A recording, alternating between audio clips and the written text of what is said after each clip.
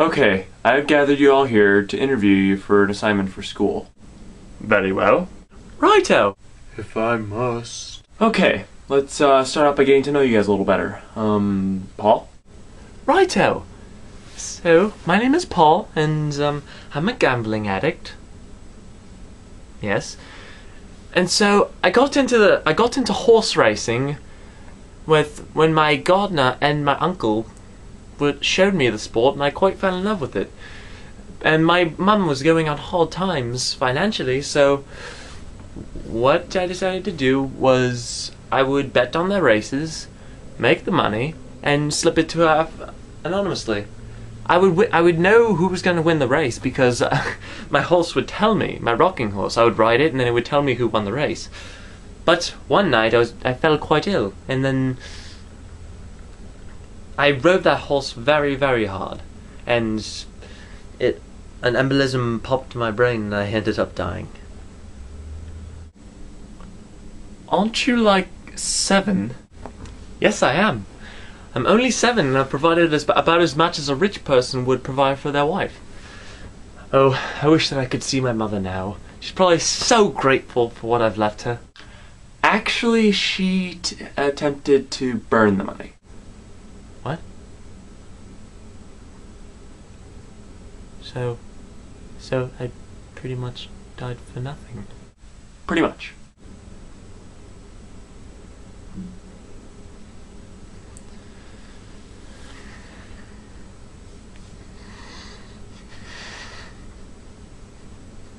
So, yeah. Gatsby, how about you? Well, I'm Jay Gatsby. Many years ago, I fell in love with a sweet dame named Daisy, back when I was in World War I. But at the time, I was near poor, you see, and she was born with a silver spoon in her mouth. So we couldn't form a relationship back then, but we were very much in love. Years later, having accumulated a massive sum of money bootlegging, I set up a little mansion in West Egg, reunited with her, and we rekindled our romance, and we were in love once again.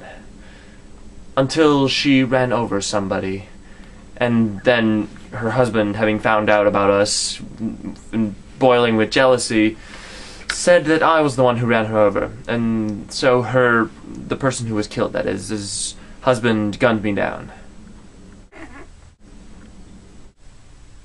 Oh, you're serious? Yes, I am, and I would very much appreciate it if you kept your opinions to yourself. Me and Daisy were in love, and her husband couldn't take that, and that is why he ended up framing me and then, in essence, killing me. Daisy must have been very distraught when she found out about my death. Actually, she kinda brushed it off like it was nothing. What? Yep, didn't even bat an eye. Oh.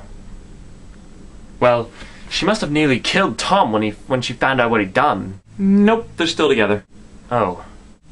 Yep, Tom still has his monies, and that's pretty much all that matters. Wow. Yeah, kind of a bitch. Yeah, I guess so. Mm-hmm. Paul, so what's your story? Okay, I really love theater, and I want to be rich, but my dad is a total asshole, and he makes me like work and stuff, but I don't want to work at that job because it's boring, and I'd probably like end up killing myself if I had to work like that every day. So I stole a lot of money, and I stayed in a fancy hotel for a weekend, and then I jumped in front of a train. Wow, you are the crappiest protagonist ever. Shut up! Okay, apparently this project has something to do with the American dream. So, what is the American dream to you guys? Achieving a life where you and your loved ones can live happily and comfortably. Finding love and living it out to the end of your days. Getting as much money as possible and without putting forth any effort for it.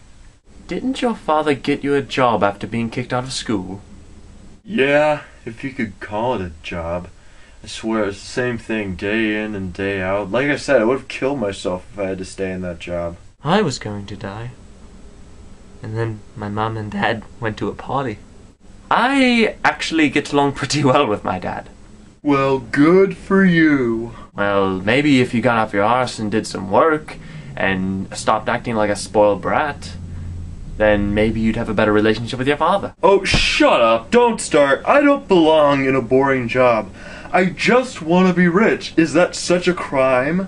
No, it's just annoying as hell and makes you a very unlikable protagonist. What? How? Because, Paul died trying to support his family, and Gatsby died because the chick he was in love with's husband got jealous, and so he framed him for a crime that he didn't really commit. You didn't want to work for a living, so you jumped in front of a train. Well, it sounds bad when you put it like that. It sounds bad any way you put it, Paul. You have mental problems, like seriously. I'm the one that needs mental help.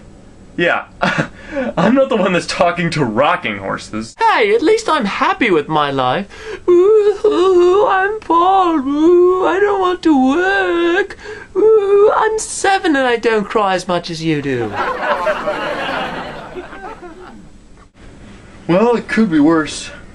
I could have wasted my entire life trying to win the heart of a girl who wouldn't even care if I died. You want to say something to me, boy? I've killed men twice your age in World War I.